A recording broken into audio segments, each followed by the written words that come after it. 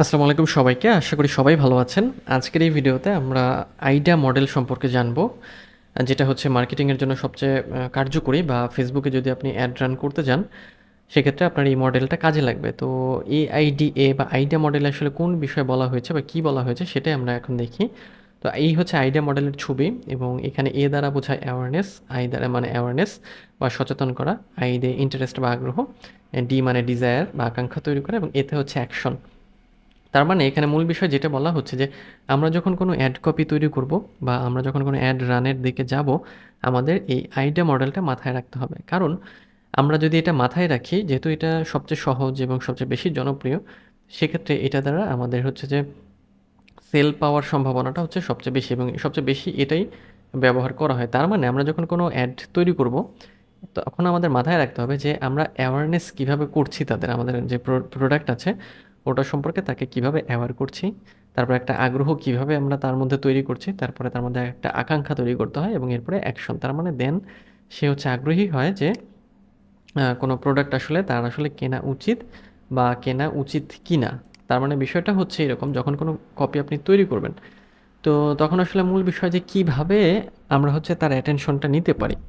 এবং আমরা যদি অ্যাডগুলো খেয়াল করি, যে অ্যাডের যে কপিগুলো থাকে ওগুলোতে আমরা দেখব যে এক্সাইটিং টাইপের কথাবার্তা বা অফার টাইপের কথাবার্তা বা আমাদের মতো কাস্টমার যারা তাদের মনোযোগ আকর্ষণ করার মতো কথাবার্তাগুলো থাকে। তো এটা আসলে এক এক প্রোডাক্টের জন্য এক এক রকম হবে, এটা আপনাকে হচ্ছে সময় নিয়ে বের করতে হবে।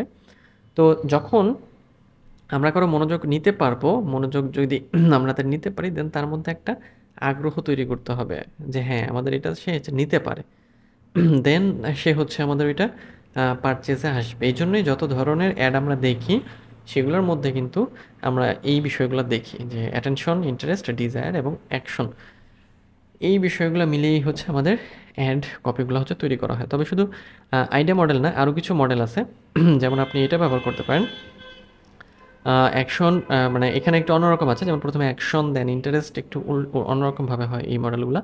দেন ডিজায়ার, কনফিডেন্স, অ্যাকশন অ্যান্ড এরপরে আবার স্যাটিসফ্যাকশন।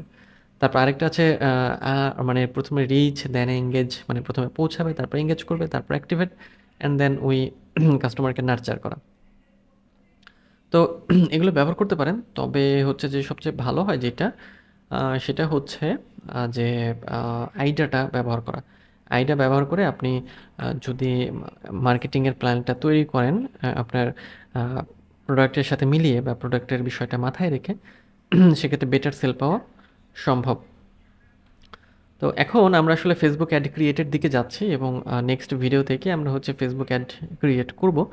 তো ফেসবুক অ্যাড ক্রিয়েট করার জন্য আমাদের তাহলে কী কী বিষয়গুলো লাগছে, আমাদের ফেসবুক অ্যাকাউন্ট বা প্রোফাইল লাগবে, দেন বিজনেস অ্যাকাউন্ট, বিজনেস ম্যানেজার বা বিজনেস পোর্টফোলিও যেটাই বলি না কেন, যেটা আমি একটা বিজনেস সুইটের মধ্যে গিয়ে আমরা তৈরি করি, দেন পেজ, তারপর অ্যাড অ্যাকাউন্ট, অ্যাড ম্যানেজার, আর অ্যাসেট বলতে ইনস্টাগ্রাম, হোয়াটসঅ্যাপ ইত্যাদি ইত্যাদি যাবতীয় বিষয়গুলোর কথা এখানে বলা হচ্ছে।